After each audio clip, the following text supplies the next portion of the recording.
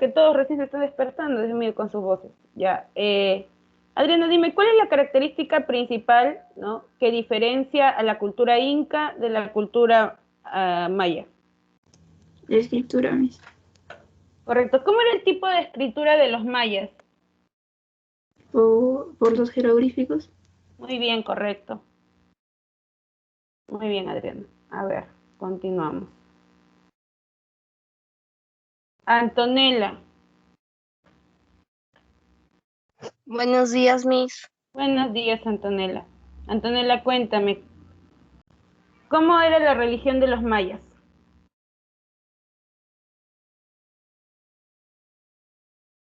Era una religión politeísta ¿Qué significa eso? que adoraban a muchos dioses. Muy bien, correcto. A ver, y vamos con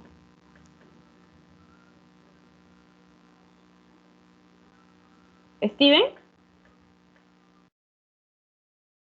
Miss, Muy bien, Steven. Eh, Cuéntame, generalmente de qué nos habla el Popol Vuh, que es el libro sagrado, ¿no? De los mayas. ya, generalmente nos habla de cómo se creó la tierra en su aspecto de ellos y también dónde se fundó México. Muy bien, correcto. Steven.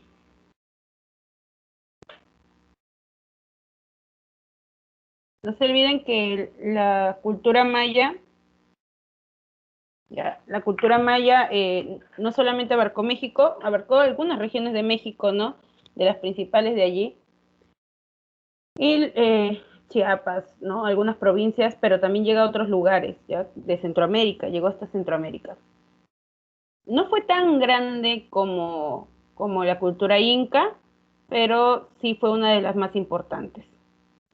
A ver, a ver, a ver. Grace, Sí, Miss, buenos días. buenos días, Grace. Cuéntame, ¿cómo era la sociedad maya?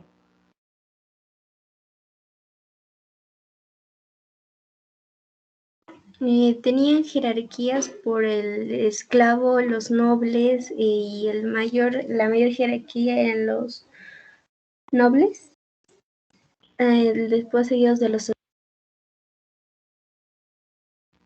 qué? de los sacerdotes. Muy bien. Cuéntame, ¿cómo eran los sacerdotes? ¿Qué practicaban? Había algo también que nos diferenciaba de nosotros, ¿no? Los incas no, bueno, la cultura inca no llegó a un extremo como lo de la cultura maya. ¿Qué fue? Sacrificaban a muchas personas, su cultura era muy drástica, o algo así, sacrificios a los dioses dañinos. Muy bien, correcto, ¿no? Eso también nos diferenciaba. Nosotros seguro que sí hemos tenido una etapa así, pero creo que ya como que nos íbamos civilizando un poquito más, se podría decir, no, entre comillas, civilizando, ¿no? Pero aún cuando llegaron los españoles, ellos dijeron que nuestras culturas eran demasiado salvajes, ¿no? A lo que ellos conocen, ¿no? A la mirada que un europeo tiene. Éramos salvajes por las prácticas que se hacían y por ello, pues, justificaron, ¿no? Diciendo que tenían que cristianizarnos. Esa fue la justificación no solamente para la cultura inca, sino para las otras culturas. La justificación fue cristianizarnos, ¿no? Adorar al verdadero Dios. Los españoles se asustaron, por ejemplo, cuando llegaron al Cusco, porque encontraron que toda la plaza estaba llena de momias. Recordemos que esa costumbre se tenía, ¿no? Antiguamente, de conservar al mayor antepasado, momificarlo para tenerlo ahí en tu casa. Muy bien, correcto. A ver, vamos a ver si recordamos lo del Popol Vuh. Shande.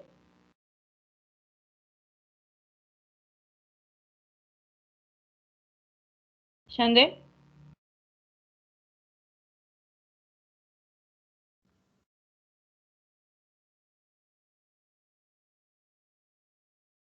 Sí, Shande. Miss presente. Muy bien, Shande. Cuéntame, ¿cómo eran los primeros hombres en la cultura maya, según el Popol Vuh? Los dioses, ¿cómo crearon a los primeros hombres?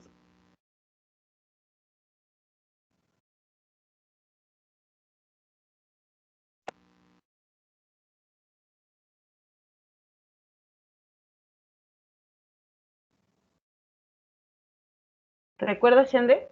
Mis, ¿me Sí, escucha? sí. Fueron creados del barro, con el hecho de que adoren a los dioses. Bueno, pues ese fue el fin por el que fueron creados. Muy bien, recordemos que ellos crearon a los primeros humanos no para que, como en la religión cristiana, habite, ¿no? Simplemente habite, también ahí esté en la creación, sino que ellos fueron creados con la finalidad, ¿no? De adorarlos a ellos. Pero recordemos que los primeros hombres fueron de madera, ¿no? De madera y luego fueron los de barro, igual ninguno de ellos les sirvió porque no tenían razonamiento, entonces no podían adorarlos como ellos querían. A ver, Jesslyn.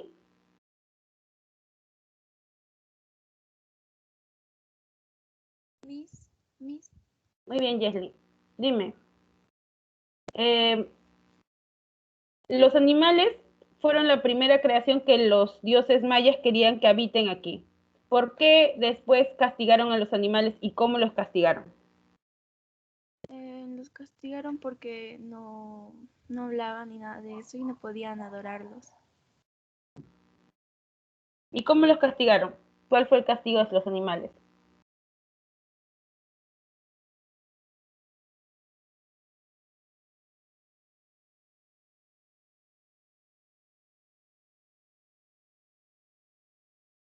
¿Recuerdas?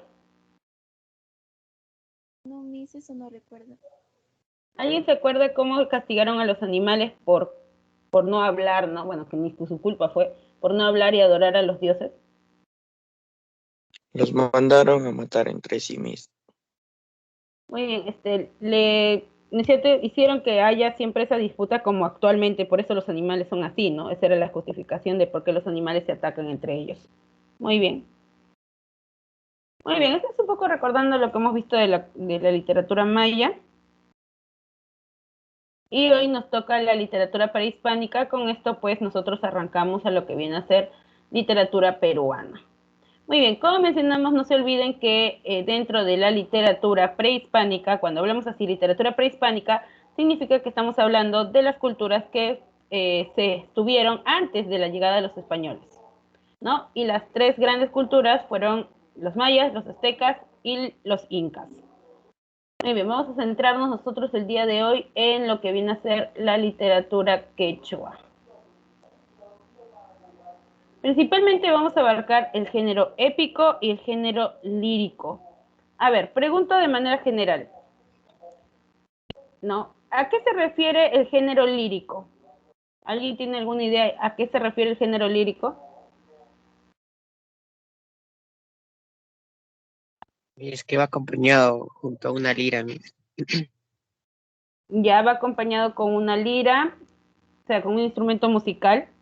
Bueno, de ahí sale el nombre, ¿no? Porque siempre al inicio, ¿no? Al inicio de los tiempos, porque recordemos que el género lírico viene desde la época de los griegos.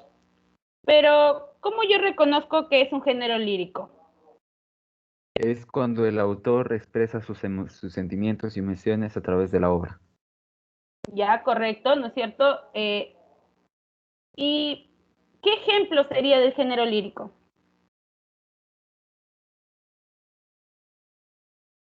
¿Cómo yo sé que veo y digo, esto es del género lírico? ¿Un poema?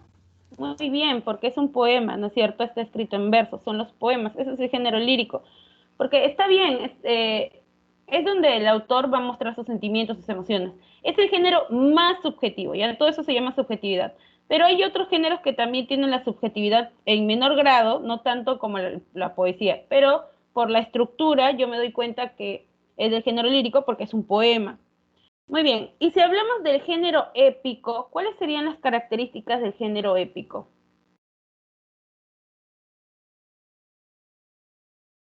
¿Qué temas aborda o cómo yo me doy cuenta? Una característica cualquiera. Eh, Se basa en los mitos, Miss, cuentos y así. Muy bien, se basa en los mitos. Recordemos que los mitos lo que nos habla son los inicios del mundo, ¿no? A través de un héroe, ¿ya? Lo que el género épico trata de hacer es hablarnos sobre el origen de las cosas, ¿no? Mayormente el género épico al inicio era eso, y colocar como personaje principal a un héroe que representa a una nación. Muy bien, entonces nosotros el día de hoy vamos a abarcar esos dos, ¿ya? Estos dos géneros, porque la próxima semana hablamos del género dramático con la obra más importante, ¿no? Y más conocida, que es Ollantay. Muy bien, a ver.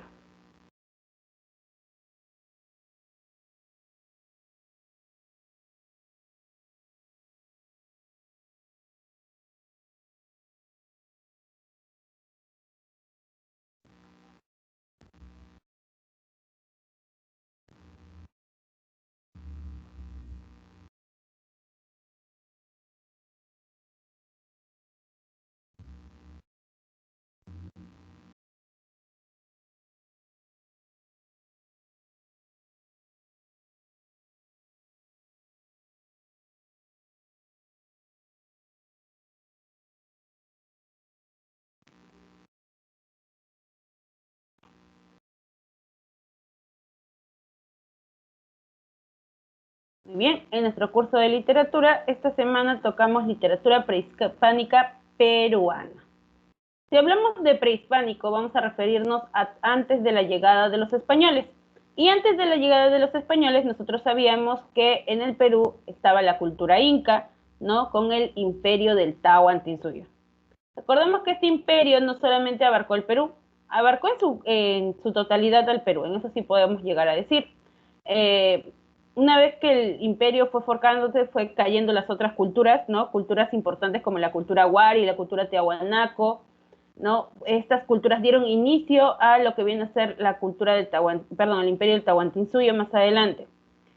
Pero también llegó a otros lugares como Bolivia, ¿no es cierto? Cierta parte de Chile, también llegó hasta Colombia, hasta Ecuador, también va a expandirse el imperio del Tahuantinsuyo. Pero el Cusco era el foco central, ¿no es cierto? Donde se encontraba el Inca, que era el gobernante más importante dentro del imperio del Tahuantinsuyo. Pues nosotros vamos a irnos antes de la llegada de los españoles. Literatura quechua. Se inicia desde la consolidación incaica, que va a ser en el siglo XII, ¿no? Es ahí donde se da inicio de lo que viene a ser el imperio del Tahuantinsuyo, hasta la llegada de los españoles, que va a ser en 1532. En la literatura quechua, lo que nosotros vamos a encontrar principalmente son expresiones artísticas del lenguaje conservados a través de la memoria y de la tradición oral. Como hemos estado diciendo, ¿no? Desde la clase pasada, con la comparación de lo que es la literatura maya, ¿no es cierto? El Perú, la cultura inca no contaba con una escritura, pero sí contaba con una lengua oficial. ¿Cuál fue la lengua oficial del Tahuantinsuyo? ¿Alguien sabe?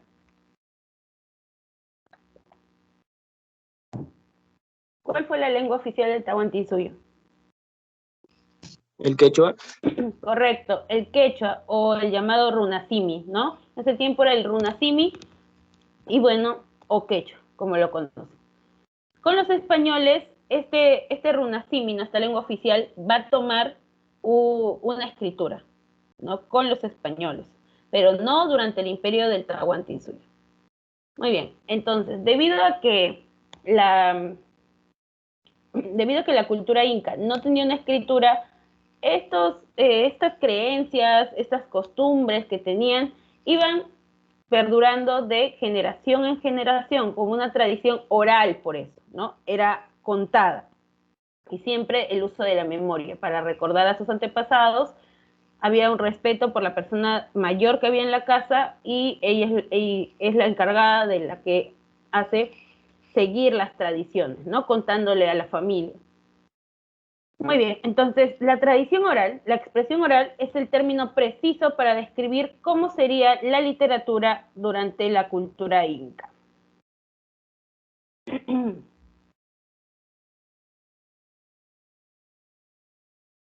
Características. Entre las características más importantes que vamos a encontrar de la literatura quechua es primeramente la oralidad. La oralidad nos dice que viene de oral, ¿no es cierto? Significa que es contado la literatura en ese tiempo se va a transmitir de generación en generación, ¿ya?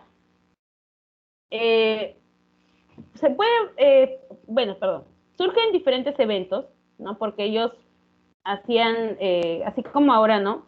Hay celebraciones como los carnavales, como el Día de la Independencia. Nosotros celebramos eso. Ellos también tenían algunas celebraciones como la siembra, la cosecha, cuando tenían que exaltar al Inca, cuando llegaban de las guerras, entonces.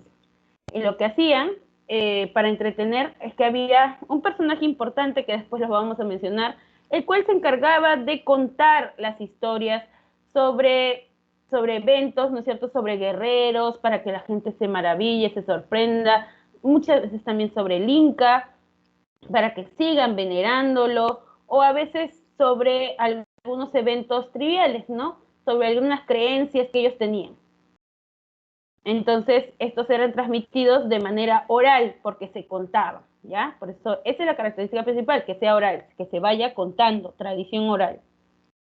Ahora, es anónima, porque es de autor desconocido.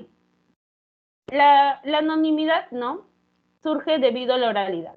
O sea, si te van contando, si alguien te cuenta, tú agarras y dices, ¿quién te ha contado? Ah, me lo contó mi abuelo. Entonces se iban. Y abuelo, ¿quién te lo contó a ti? Ah, me lo contó mi padre. Entonces, si todavía sigue tu tatarabuelo vivo, te dice, pues no, perdón, tu bisabuelo, ¿no?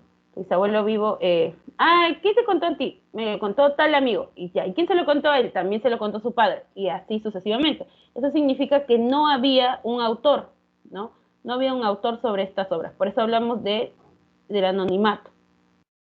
Luego, otra característica importante es el hecho del agrarismo, ¿no? La literatura quechua era agrarista. ¿Por qué? Por el tema de la vinculación de la naturaleza y la agricultura. La naturaleza era muy importante para los incas, debido a que ellos agradecían que de ahí les daba la vida a través de los alimentos, a través del agua. Entonces exaltaban a la naturaleza y la agricultura fue el sistema económico más importante para ellos. Por eso también fue algo que ellos tenían que todavía hacer perdurar, ¿ya? Es decir, la literatura quechua, los dioses que te presentan, los eventos que te presentan, siempre van a estar vinculados a la naturaleza, ¿ya? Como contexto, puede ser que pase en cierta parte de la naturaleza o hablando de los dioses que son parte de la naturaleza. La literatura quechua es colectiva. ¿Qué significa esto? Que todo el trabajo era comunitario. Y ahí está, ¿no es cierto?, el AINI, ¿no?, entre uno de los sistemas de reciprocidad que había, de las ayudas que se hacían, no era individual, todo lo hacían de manera colectiva. Siempre el Ayllu, ¿no es cierto?, la familia, era el aspecto más importante y la base central de la cultura inca. Entonces, no se contaba por uno solo, no es que decía, él es el representante de toda la familia, no, se contaba como uno, ya toda la familia opinaba lo mismo, no había una individualidad, o sea, no había una creencia propia, no había que, no, yo voy a, todo el mundo adora al Inti, yo quiero que mi dios principal sea Huiracocha, y yo adoro a Huiracocha, no, si toda tu familia adoraba a uno, todos lo hacían, porque todos eran uno solo. Hablábamos de colectividad ahí. Clasista. Muchos creen que porque con la llegada de los españoles nosotros fuimos subordinados, fuimos esclavos, ¿no? No merecíamos nada. Ojalá, ¿no es cierto? Dijeron, ojalá volviéramos a la época de los incas, donde nosotros éramos los principales, nosotros éramos los guerreros, éramos los encargados. Si nosotros volviéramos a la cultura inca, estaríamos en las mismas condiciones porque había una diferencia social, ¿no? Habían jerarquías. El inca, obviamente, era el intocable, el principal, y peor, al menos ahora nosotros elegimos a nuestros representantes. Ahí era una imposición, una especie de dictadura. El inca decía, yo soy hijo del dios Sol, yo soy el que voy a gobernar. Y la gente no podía decir nada. Si él decía, hoy se van a la guerra, tú ibas calladito porque el Inca lo mandaba. Y el Inca es el hijo del dios Sol, así que obedeces. ¿no? Luego estaban los sacerdotes, también ese tema, algo así como en la actualidad, ¿no? El presidente, la iglesia, siempre ahí. Igual dentro del pueblo hay clases sociales, los mitimaes, ¿no? Los mitimaes que son los que viven en diferentes pueblos. Luego habían otros que agarraban y te decían, ¿sabes qué? Ustedes se van a ir a vivir al límite de Perú-Brasil, para que ahí comiencen una colonia. Ustedes dos váyanse. Se te arrancaban de tu ayufaz, te mandaban para allá. Y tenías que obedecer calladito porque era lo que el Inca se determinaba. Entonces, igual en esa época había diferencias sociales. Ahora, si nosotros vemos, al hablar de diferencias sociales, la educación también es diferente, ¿no es cierto? Si hablamos de una educación estatal, es bastante precaria, lamentablemente, en la actualidad. Bueno, depende del colegio, ¿no? Entonces, la gente que tiene un poquito más puede invertir más en educación. De la misma manera en el Imperio Inca. Había una clara diferencia entre cómo se educaba la gente que pertenecía a la realeza y cómo se educaba la gente que pertenecía al pueblo. Mientras que la realeza eran instruidos, ¿no? Eran instruidos por unos encargados, de los cuales les enseñaban cómo gobernar, les enseñaban cómo tratar a la gente, les enseñaban sobre las leyendas más importantes, las cuales justificaban que ellos estuvieran en el poder, mientras que el pueblo se conformaba con lo que escuchaba nada más, ¿no? Con las tradiciones de la familia, con las costumbres que se tenía en la cultura inca, aprendían así de la nada. Entonces, por eso hablamos que son clasistas. Animista. Animismo es una característica en la cual le daban vida a seres inanimados, ¿no? En este caso, a la naturaleza. Los cerros para ellos tenían vida, el agua tenía vida, la luna tenía vida, el sol tenía vida. Eso era animismo, darle vida a cosas inanimadas. En el caso de los incas sería la naturaleza. Muy bien, luego nos decía que era musical. Siempre cuando contaban historias o cuando alzaban sus poemas cantados, ¿no?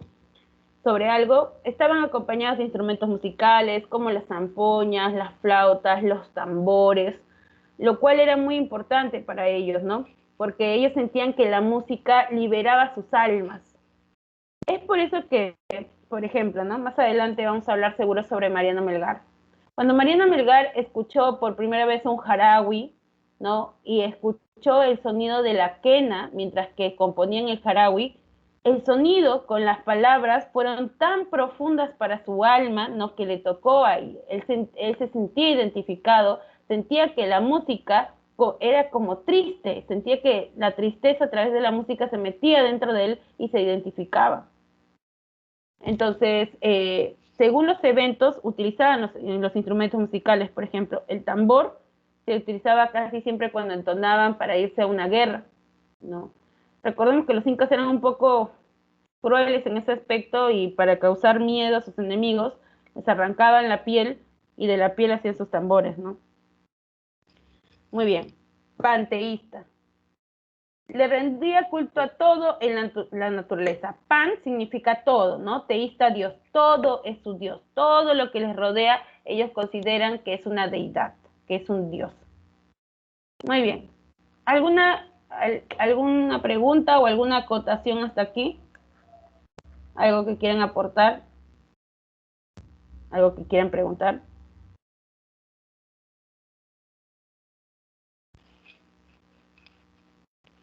Ok, entonces continuamos. Dentro de la literatura quechua hay dos vertientes, la literatura popular y la literatura oficial, ¿no? Obviamente la literatura oficial le pertenece a la realeza inca. La literatura popular nos dice, realizada por los jarabecs o jarabicus, ¿ya? Los jarabicus. Los jarabicus eran poetas populares, algo así como lo fue Homero, ¿no? Si vamos a la época griega, por ejemplo, Homero fue un aeda, ¿no? Un aeda. Un aeda era un poeta que iba recitando de ciudad en ciudad, ¿no? Durante la época medieval, por ejemplo, se llamaron juglares estos poetas populares. E igual, el Perú también tuvo sus poetas populares que eran los jarabicus, ¿no? Es musicalizada, siempre acompañado de instrumentos musicales. Es breve porque lo que busca es crear una empatía con el pueblo, busca que el pueblo entienda rápido. Entonces, si la haces muy larga, obvio no lo va a entender. Es como si un cómico ambulante, ¿no? Cuando antes habían por las plazas, por ahí. Seguro que alguna vez te has detenido para escuchar a uno. El chiste es rápido, ¿no? Imagínate que esté cuente y cuente su chiste durante media hora. Hasta que llegue la risa ya te aburriste y te fuiste. Ya, igual, por eso tenía que ser breve, porque busca que el pueblo se interese rápidamente. Es dialogada, hace parte.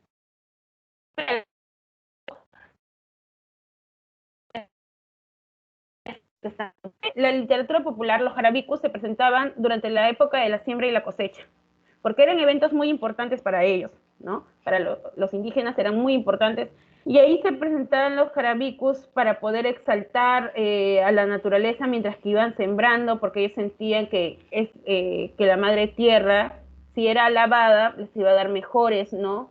Mejores frutos. O cuando recogían, igual entonaban en señal de agradecimiento.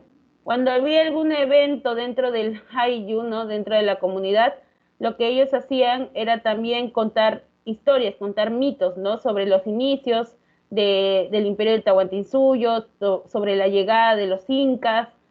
Ya, eso es lo que contaban y entonaban los jarabicos. Si hablamos de la literatura oficial, van a estar los amautas y el quipu camayoc, pero sobre todo los amautas. Está dirigida al Inca, a la realeza del Inca, ¿no? Es didáctica porque busca una enseñanza. En cambio, la literatura popular busca entretener, ya busca entretener, pero la literatura oficial busca enseñar, busca que los futuros incas, ¿no? Los hijos, porque ellos educaban a la familia también, entendieran por qué ellos estaban en el poder, ¿no? Entendieran por qué ellos eran diferentes que el pueblo. Desarrolló la épica, la lírica y la dramática. Ya la dramática solo se va a mover en la literatura oficial. Muy bien, continuamos. Vamos ahora con lo que vienen a ser géneros literarios. Vamos a encasillarlos según la división europea. En género épico, género lírico y género dramático. Pero el día de hoy nosotros vamos a ver lo que viene a ser el género épico y el género lírico.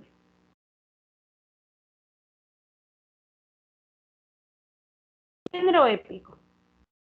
Nos dice, desarrolló especies como el mito, las leyendas, las fábulas y los cuentos. Sobre todo lo que son los mitos y las leyendas. ¿Alguien sabe cuál es la diferencia entre un mito y una leyenda?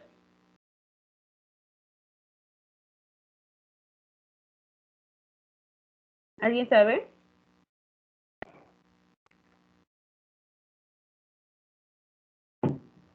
¿Cuál es la diferencia entre un mito y una leyenda?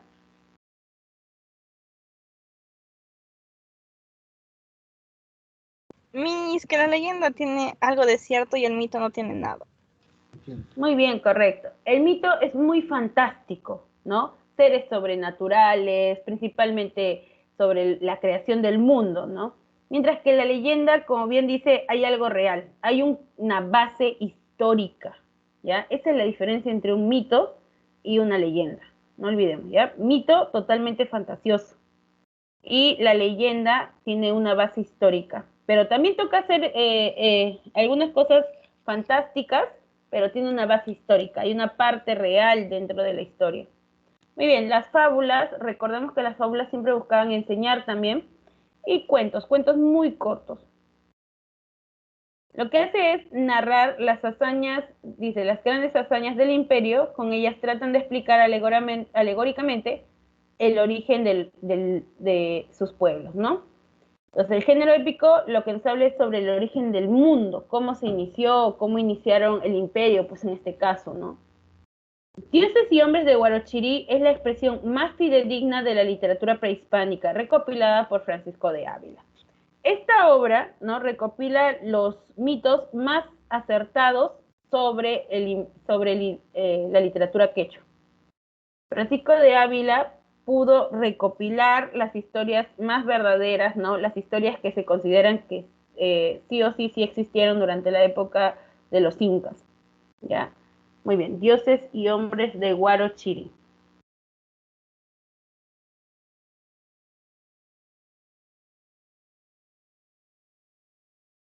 Muy bien, tenemos ahí los mitos andinos, mitos de la costa y fábulas. Bueno, dentro de lo que consideramos mitos andinos está la leyenda de Manco Cápac y Mama Ocllo y la leyenda de los hermanos Aya. En los mitos de la costa tenemos el mito de Huiracocha, mito de Con, el mito de Pachacamac, el mito de Naelam, las fábulas como la puma y la zorra, la jarachupa y el utushkuro. Muy bien. La leyenda de Manco Cápac y Mama Ocllo, ¿no? Recordemos que si nosotros los estamos nombrando leyendas es porque tiene una base histórica. En la leyenda de Manco Cápac y Mama Ocllo tenemos que estos dos seres salieron del lago Titicaca, ¿no? Del lago Titicaca. Mandados por su padre, el dios Sol, ¿no? El dios Sol les encomendó formar un imperio. Entonces salen del lago Titicaca y Manco Cápac, que tenía una vara de oro, ¿cierto? Va avanzando, ¿no? Camina hasta que la vara se hunde en un lugar. Y es este lugar donde él va a dar comienzo al imperio del Tahuantinsuyo. Pero recordemos que la cosa no va a estar fácil, porque ya habían otras culturas. Antes de la llegada de los incas ya habían otras culturas. Y lo que ellos hacen es someter a esas culturas, ¿no? Con los aliados que tenían, empezaron a conquistar algunos pueblitos, de los cuales también los unían, y seguían atacando otros lugares hasta expandirse. Ahora, ¿qué tiene esto de real? ¿No? Porque uno dice, ¿quién puede salir de un lago? ¿No? Ya adultos, ¿no es cierto?, salen del lago Titicaca diciendo que son hijos del dios Sol. Hasta ahí eso es fantasioso, ¿no es cierto? Pero la base histórica es que Manco Cápac sí existió. Manco Cápac es considerado el primer inca, ¿no?, dentro del imperio Tahuantinsuyo, y es con él quien se inicia, ¿no?, todo este proceso de poder conseguir un nuevo lugar para poder habitar y formar el imperio. Entonces, ahí está la base histórica, ¿no? Una vez que se estaban estableciendo como imperio, bueno, Manco Cápac le enseñaba a los hombres a trabajar la tierra, a pelear, y Mama Ocllo también le enseñaba a las mujeres a cómo sembrar, cómo cosechar, cosas más pequeñas, ¿no? Y les enseñaba las labores del hogar y a tejer y todo ello. La leyenda de los hermanos. Una cosita más. Y por favor, atentos, ¿ah? La leyenda de Manco Cápac y Mama Ocllo fue recopilada por el Inca Garcilaso de la Vega. Esta historia va a estar dentro de la obra Comentarios Reales de los Incas. En la primera parte de la obra de Inca Garcilaso de la Vega, Comentarios Reales de los Incas, vamos a encontrar la leyenda de Manco Cápac y Mama Ocllo, porque recordemos que el Inca Garcilaso vivió 20 años con su madre, ¿no?, con la familia materna. Entonces ellos le contaron sobre algunas historias de sus antepasados, y entre una de las historias de cómo se inició el imperio del Tahuantinsuyo está la leyenda de Manco Cápac y Mama Ocllo, ¿ya? Y él la recopila en esta obra. Luego, tenemos la leyenda de los hermanos Ayar, o también llamado el mito de Pacaritambo. El mito de Pacaritambo solamente abarca la primera parte, ¿ya? Pero si es la leyenda de los hermanos Ayar, va a abarcar hasta la llegada del imperio de Tahuantinsuyo. Muy bien. Nos dice, ¿no?, este mito, que se encontraban en el cerro Tamputoco, que era su pacarina. ¿Alguien sabe qué es una pacarina?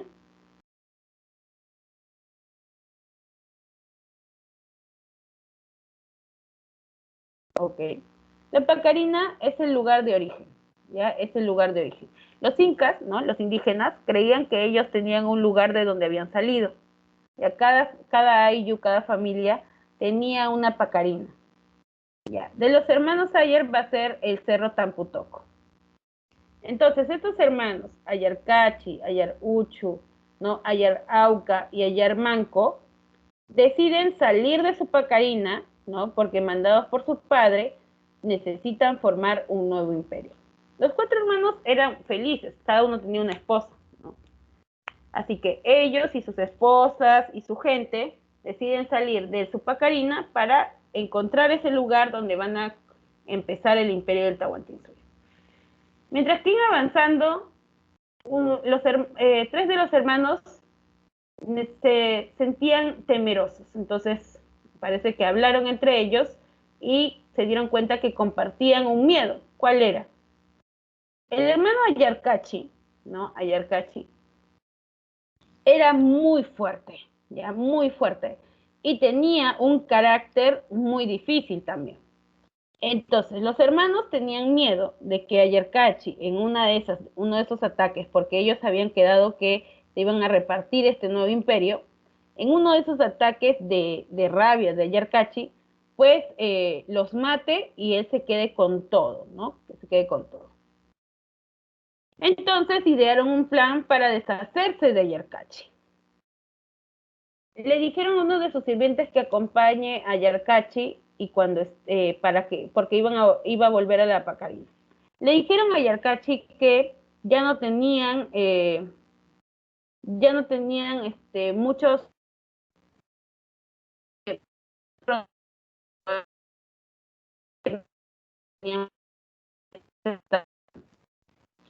entonces,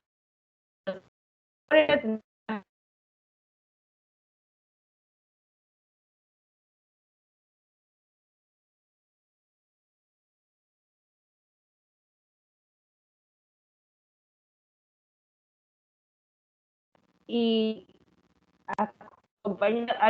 acompañado por un sirviente. Una vez que está ahí dentro tomando todo lo que puede, el sirviente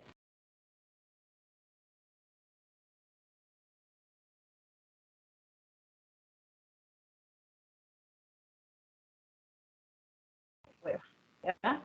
La entrada de la cueva.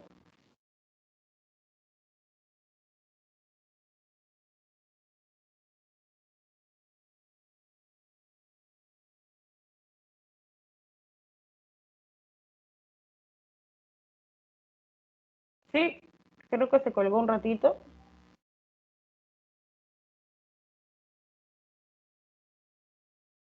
¿Se puede ver lo del PPT?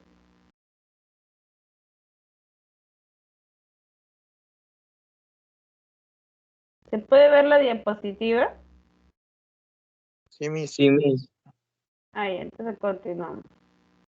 Entonces, pues enviaron a este sirviente de Ayarcachi y empujó la piedra y tapó ahí. Cuando Ayarcachi escuchó el ruido y la piedra ahí, fue lo más rápido posible, pero ya estaba cerrado. Trató de empujar con todas sus fuerzas, ¿no? Gritó desesperadamente y en un arranque de cólera empezó a golpear la tierra, ¿no? Se dice que los gritos de Ayarcachi eran tan potentes que hizo temblar las montañas, hizo temblar al mismo cielo. Tenía miedo que hasta el cielo se abra en dos. Y a pesar de todo eso, Ayarcachi no pudo mover la piedra y se quedó ahí. Entonces los hermanos, como si nada, continuaron su camino. Y bueno, su esposa de él parece que continuaba con ellos, ¿no? En eso llegaron a una cueva, ¿no? Que parecía una pacarina también. Cuando entraron ahí, en una de las especies de habitaciones, había un pedestal donde había un pequeño ídolo. Entonces, la mayoría de ellos lo que hizo es pasar por alrededor del pedestal, ¿no? Sin mirarlo. Pero Ayar Uchu, ¿no? Era uno de los hermanos más traviesos, podemos decirlo así, ¿no? Y no le tenía temor a ese ídolo, diciendo que su padre, el dios Sol, era más poderoso. Así que agarró y empezó a saltar en el pedestal del ídolo. De repente, en un momento, se empezó a transformar en piedra. Sus piernas se empezaron a transformar en piedras y así se iba transformando su cuerpo. Antes que se transformara totalmente, le pidió a sus hermanos que en honor a él celebren el Huarochico. El Huarochico, después en el imperio de los incas, era un evento donde todos los varones, sin excepción, no importando si eres hijo del Inca, si eres hijo del más bajo, ya no importa. Sin importar tu condición, todos participaban en el Huarochico. El Huarochico era como un evento de supervivencia, ¿ya? O sea, te botaban ahí al bosque y tenías que sobrevivir durante días, pelear con los otros, sobrevivir con lo que tenías, con lo que la naturaleza te daba. Los que lograban pasar el Huarochico pasaban de ser niños a ser considerados hombres dentro de su comunidad. Si no pasabas el Huarochico, nadie se iba a querer casar contigo, porque obvio no tenías el título de hombre, no consideraban que ni siquiera podías ayudar en la agricultura ni nada, y eras visto como un niño más. Entonces no se casaban, los pobres padecían. Entonces por eso el Huarochico era un evento muy importante. Muy bien, entonces continuaron su camino, ¿no? Ahora solo quedaban 2 hermanos. Y en una de esas, ¿qué pasó? Ayarauca era uno de los hermanos más espirituales, ¿no?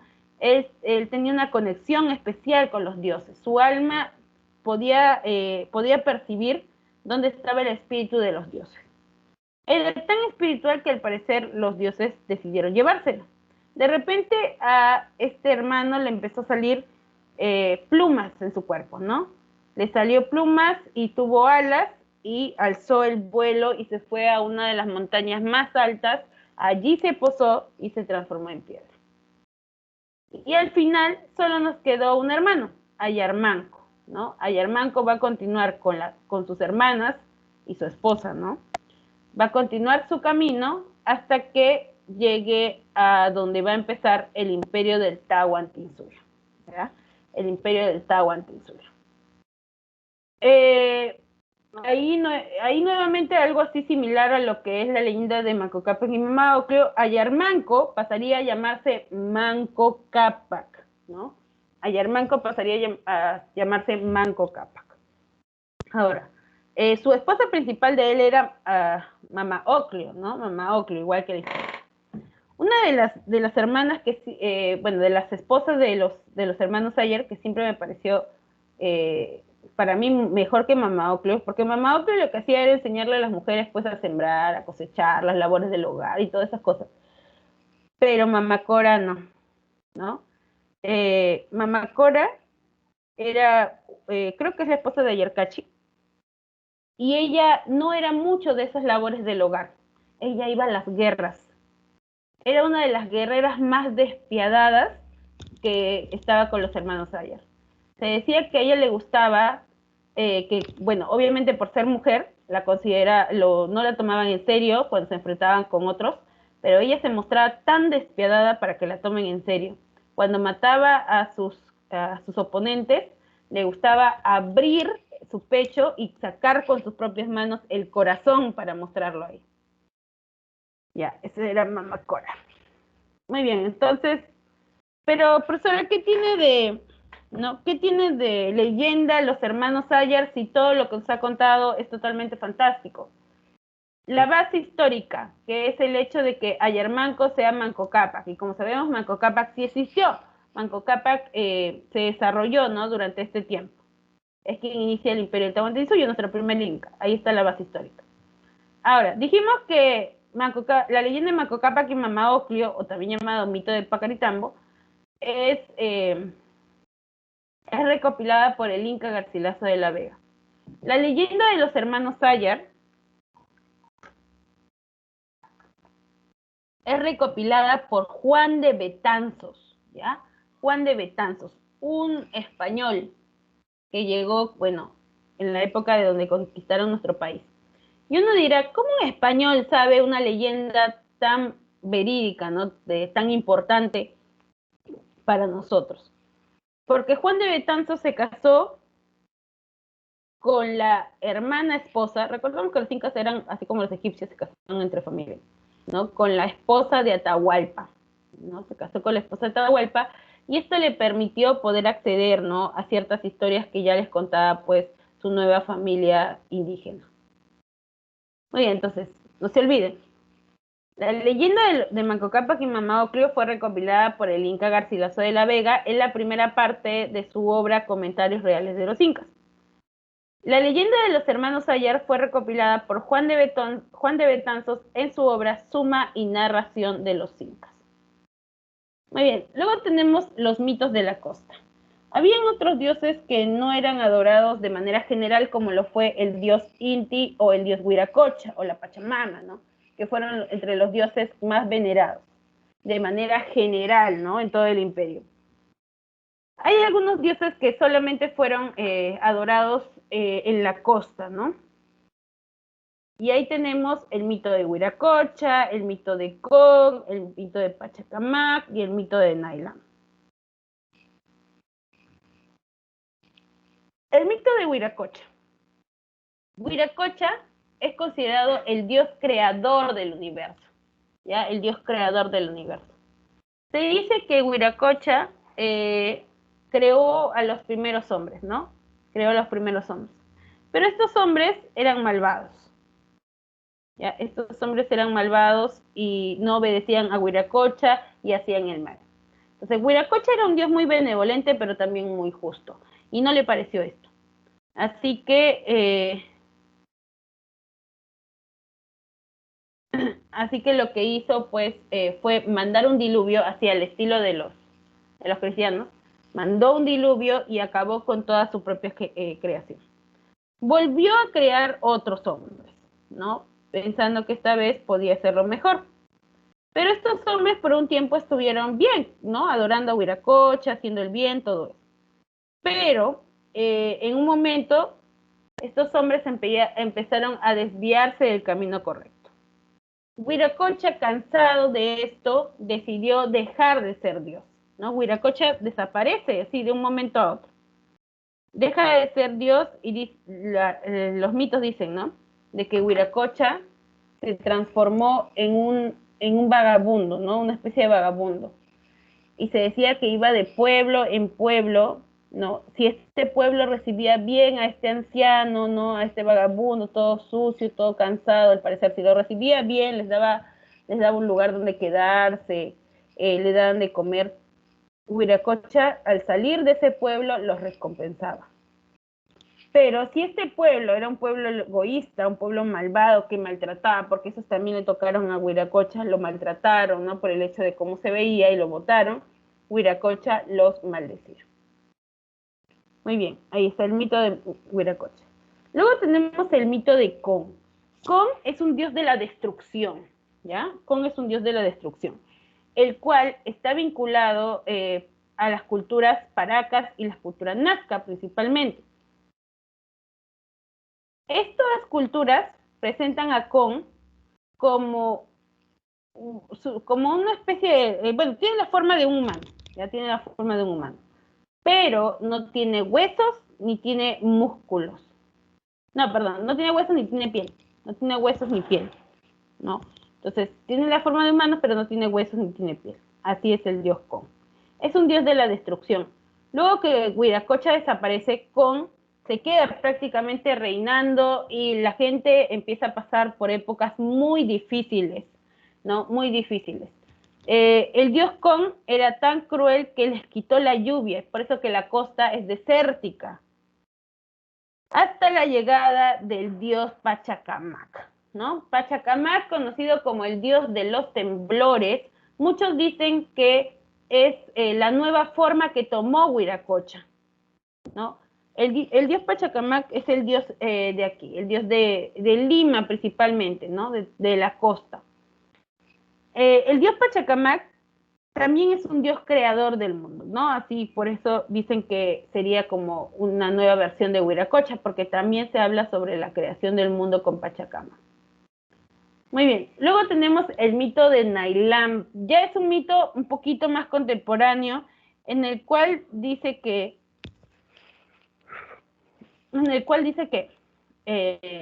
este dios, Nailam, sale del mar, ¿no? En Chiclayo, por ejemplo, ¿no? Sale de ahí.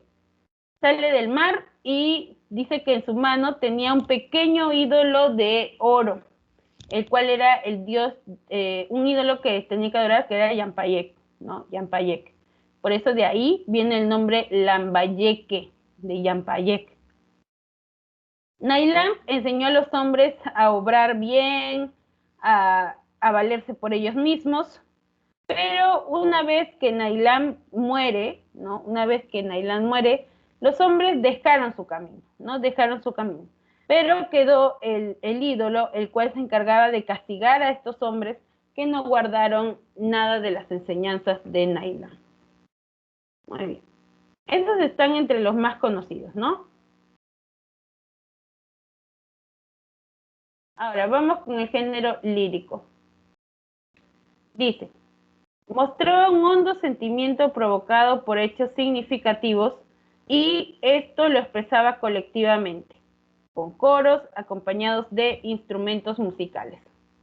¿Qué quiere decir? Como bien señaló su compañero, ¿no? Al inicio, cuando preguntamos qué era el género lírico, él bien dijo, ¿no? Que era uno de los géneros más subjetivos, que es uno de los géneros donde se muestran los sentimientos, las emociones del que está creando este género, que serían los poetas. Entonces, igual, el género lírico en la literatura quechua nos dice que mostraba un hondo sentimiento provocado por hechos significativos, ¿no? Por la pérdida de un ser querido, por la llegada de un ser querido, por el maltrato, por sus animalitos, ya, todo eso vinculado. Y esto lo expresaba colectivamente, coros, ¿no? Todos, hay algunos cantos que lo hacían de manera general. Por ejemplo, cuando despedían a los soldados que iban a las guerras, todo el pueblo lo entonaba, no uno, por eso hablamos de colectivo, todos ahí. Y acompañados de instrumentos musicales, ya que ya dijimos que es lo más importante. El poema tiene pocos versos para ser memorizados, ¿no? Lo tratan de hacer ver pequeño para que la gente pueda aprenderlos rápidamente. Y predomina el símil. El símil es una figura literaria de nexo, ¿ya? De nexo, utilizando como. Por ejemplo, tus ojos son como dos luceros. Ahí estás comparando de manera directa porque utilizas el nexo como. Ese símil lo utiliza mucho la literatura quechua en la parte de poesía. Dice, no practicaron la rima, no hay una rima, no es que suene todo rimado, todo bien. Lo que permitió una mayor espontaneidad, ¿no? El hecho de que no haya rima permitió de que sea bastante oral, como si fuera contado. Muy bien. ¿Hay alguna pregunta hasta aquí?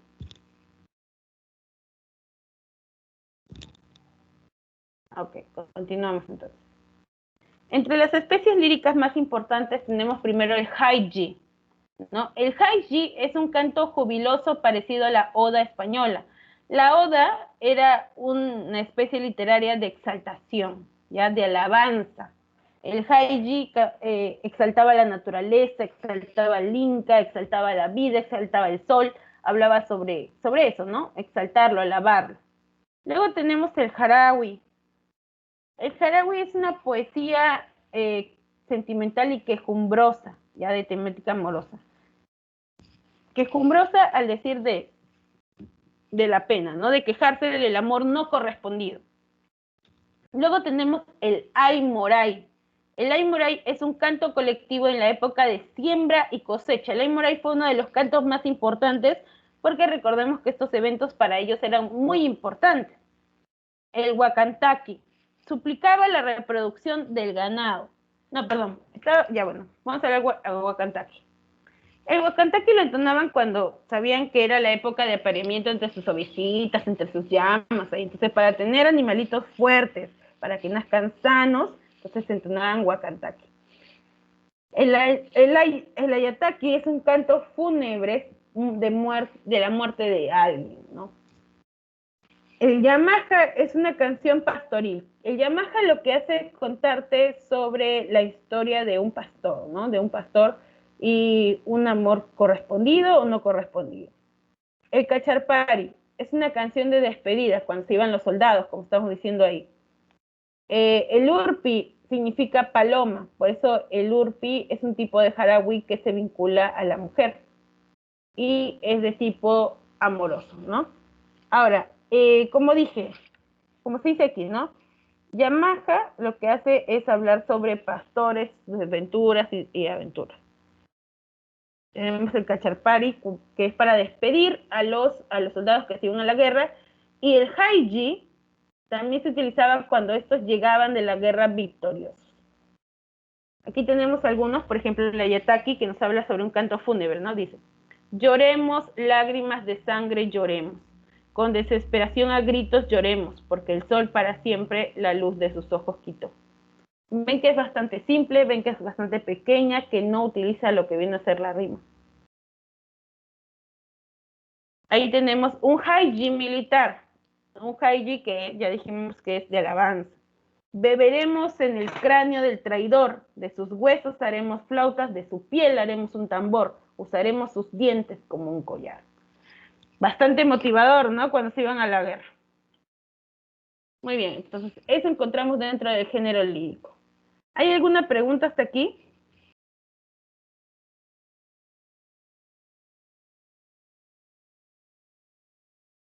Muy bien, entonces continuamos. Muy bien, esto ha sido la clase y ahora vamos a pasar a resolver lo que viene a ser el libro. Ya, a ver.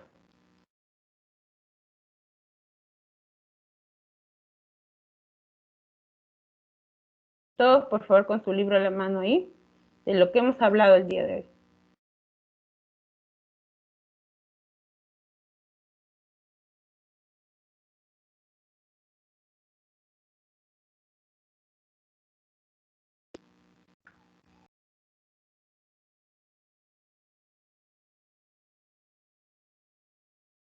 A ver un ratito.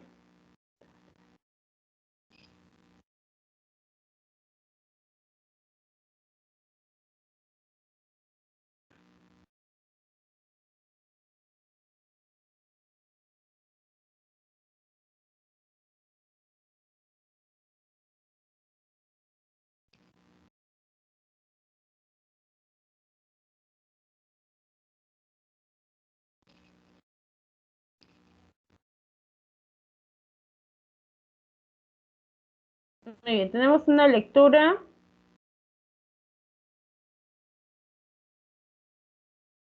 Y su tarea que es pequeñita. Vamos a ver cuánto avanzamos de la lectura, ¿ya? También quiero ver cómo están con su lectura. Así que todos participan, por favor.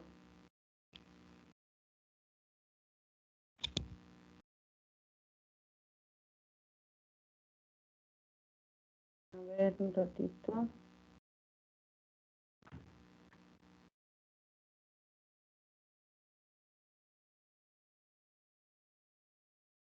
Estamos en la página 73.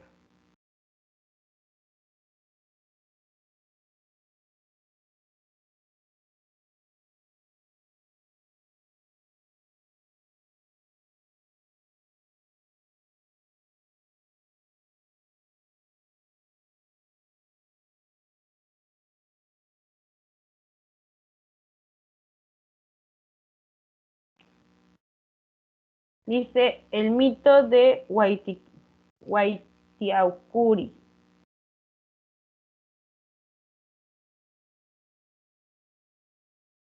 Vamos a leer, igual podemos estar resolviendo. Vamos a ver cuánto nos queda para resolver.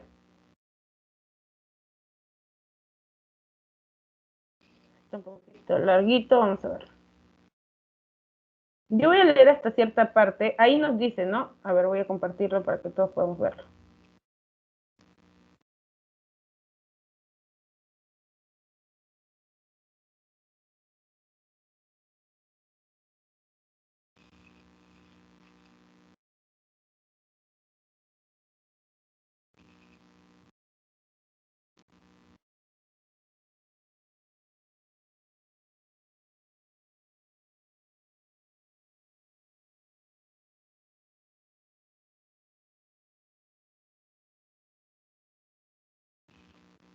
Muy bien, dice, subraya las palabras que no conoces, identifica las ideas principales y anótalas en el margen de la lectura. Por cada párrafo que vamos a estar leyendo, por favor, ustedes vayan subrayando lo más importante de un color, bueno, que está en virtual, ¿no? Los que tienen ahí. Los que tienen en virtual vayan escribiendo las palabras que dice que no conocen. Muy bien, yo voy a leer hasta cierta parte y luego le voy a decir a alguien que continúe, así que atentos, por favor, porque voy a estar evaluando la parte de lectura.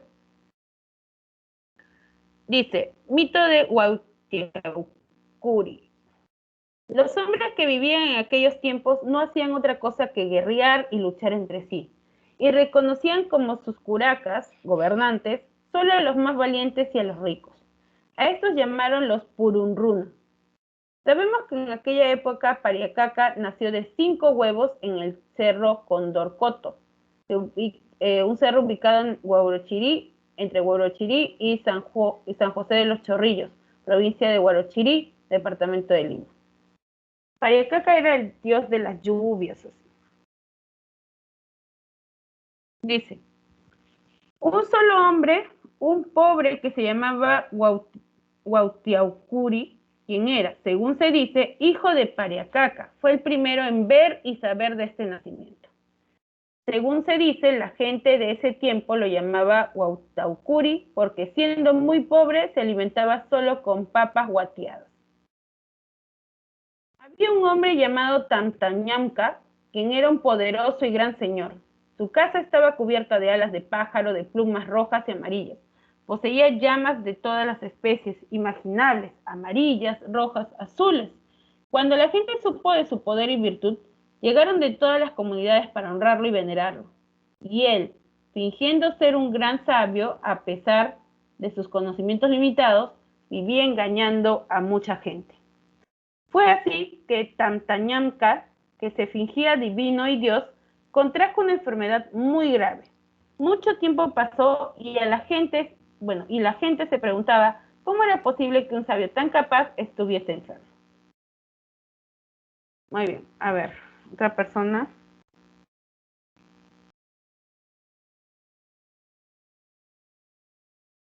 Christopher.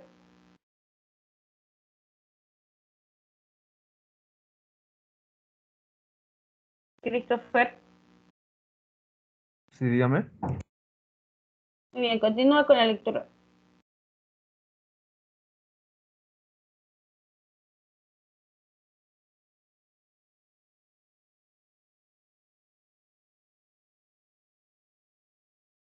Ahí estamos.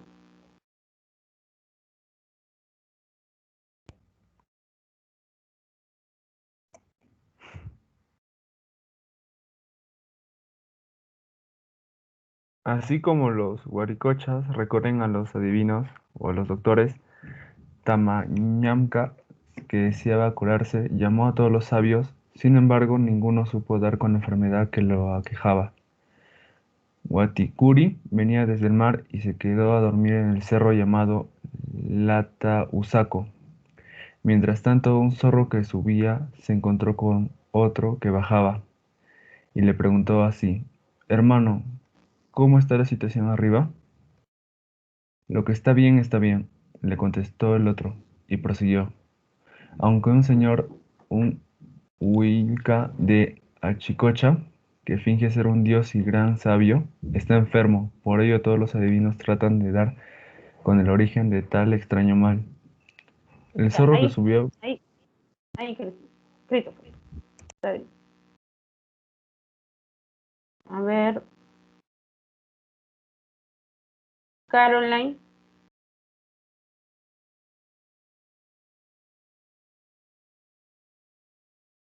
Caroline.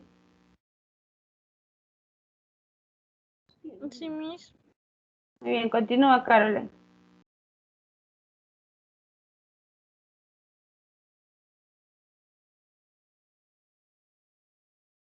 Un zorro que subía se encontró con otro que bajaba y preguntó: Sí, hermano, ¿cómo? Le contestó el otro y prosiguió. Aunque un señor, un Huilca de Anchicocha, que finge ser un dios y gran sabio, está enfermo. Por ello todos los adivinos tratan de dar con el origen de tan extraño mal. El zorro que subía volvió a preguntar: ¿Y cómo fue que se contagió con este mal? Y el que bajaba respondió: mientras su esposa tostaba maíz, saltó un grano de muchos colores, pero antes de tocar el piso tocó las vergüenzas de ella. Sin embargo, comer a otro hombre. Por eso ahora se le considera adúltera. Que vive sobre la casa y se los está comiendo. Hay también un sapo de 2 cabezas que vive bajo su batán y nadie sospecha que son estos quienes enferman a Tamtañanca. Muy bien, hasta Este ahí gran bien, Carol. A ver. Cristian.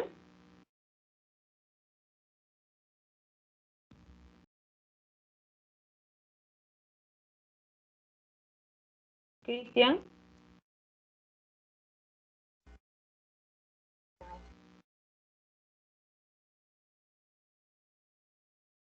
Cristian.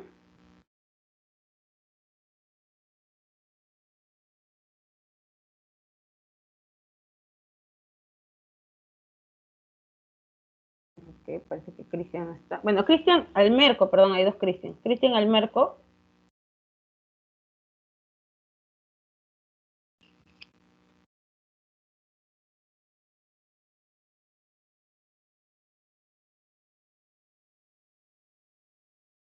Ya. Cristian Vargas.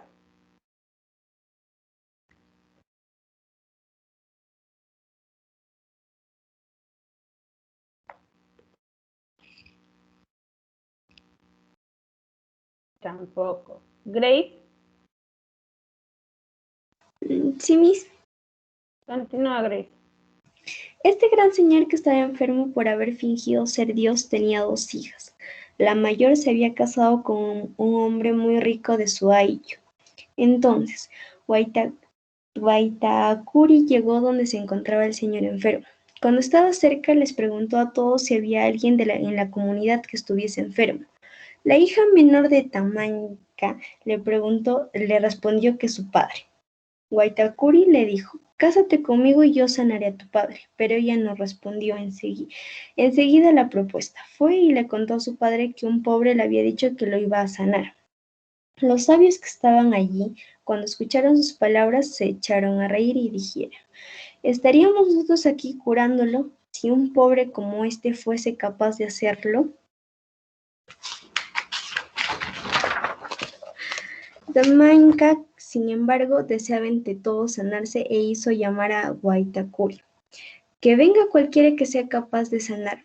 Waitakere entró y le dijo: «Si deseas, voy a curarte, pero me tienes que dar a tu hija». El otro, muy contento, aceptó. El esposo de la hija mayor de Tamanka, al oír eso, se puso furioso. «¿Cómo podré aceptar que la cuñada de un hombre tan poderoso como yo se case con semejante pobre? Sin Ya, hacer hasta ahí caso». nomás, hasta ahí. Hasta ahí nomás, Grace. Muy bien. A ver. Adriana. ¿Ves? Continúa, Adriana.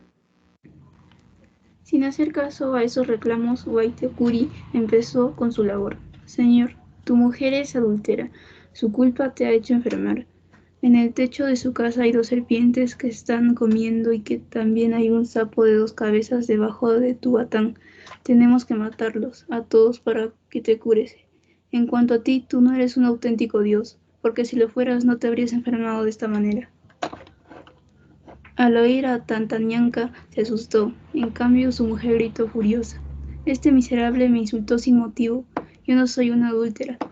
Pero como el enfermo tenía muchas ganas de curarse, mandó que Waitakere haga lo que sea necesario. Entonces sacaron a las 2 serpientes y los mataron. Entonces Tantañanka supo que Waitakere decía la verdad, y la mujer no le quedó más que confesar su culpa. Luego levantaron el batán y el sapo de 2 cabezas salió volando con rumbo a la quebrada de Anchicocha. Se cree que aún permanece ahí, escondido en un manantial, y cuando los hombres pasan por ese lugar, a veces desaparecen y otras veces enloquecen. Luego Muy bien, de hasta todo ahí está esto, bien. Hasta ahí bien, Adriana. A ver. Ariadna. Sí, Miss. Continúa, Ariadna. Luego de todo esto, Waitakere dijo haber cumplido con su labor, y el enfermo sanó. El día señalado, Waitakere viajó a Condorcoto, y ahí estaba Pariacaca, en forma de 5 huevos. Entonces el viento comenzó a soplar por primera vez, pues en tiempos anteriores el viento nunca había soplado. El mismo día del viaje, Tamtañamca ya sanó, le entregó a su hija conforme lo acordado. Luego emprendieron viaje mientras caminaban solos por un paraje cerca al cerro Condorcoto. Pecaron. Cuando el esposo de la hija mayor de Tamtañamca se enteró de esto, desafió a Watacuri para vencerlo y cubrirlo de vergüenza. Lo retó de la siguiente manera: vamos a competir en distintas pruebas. ¿Cómo un miserable como tú te atreviste a casarte con la cuñada de un hombre tan poderoso como yo? Watacuri aceptó el reto y fue a contarle a su padre Pariacaca, quien aún no nacía y seguía en forma de 5 huevos, todo lo sucedido. Muy bien, dijo Pariacaca. Cualquier cosa que te proponga, ven enseguida y cuéntamela. Yo te aconsejaré. He Muy bien, ahí aquí. estoy bien, Ariadna. Ahí estoy. Muy bien. La historia pueden ir ustedes leyéndola, pero las vamos a desarrollar mañana. Ya la vamos a desarrollar mañana.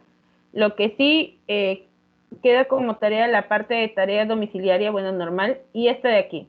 Crea un mito acerca de cómo se fundó el Imperio Incaico. Ya, la de aquí, la que dice creatividad, estoy siendo bien clara, la que dice creatividad y tarea domiciliaria queda como tarea para ustedes. Creatividad y tarea domiciliaria. Aquí tienen espacio, así que no hay ningún problema. Pero la parte de tarea domiciliaria no hay espacio. Bueno, la 3 sí, pero lo demás, investiga acerca de la leyenda de los hermanos Ayer y elabora un resumen. No me vas a colocar un resumen de una línea, ¿no? Aquí. Ya les he dicho, si no hay espacio, tiene que ser en el cuaderno. No voy a aceptar que sea súper pequeñito. Y ya saben, a los que les he puesto que mejoren su caligrafía, espero mejor caligrafía para esta tarea. Muy bien, chicos, entonces ahí nos vamos a quedar y mañana estamos terminando esta parte de la lectura. Trabajen bien. He visto que se comen palabras, que me cambian palabras, que le colocan tilde, que les quitan las tildes. Ya, mucho cuidado con esa parte. Muy bien, chicos, entonces nos estamos viendo más tardecito, ¿no? Más tarde. Muy bien, chicos. Cuídense. Hasta luego, Miss. Hasta luego. Hasta luego, Miss, cuídense. Hasta luego. Hasta luego, Miss.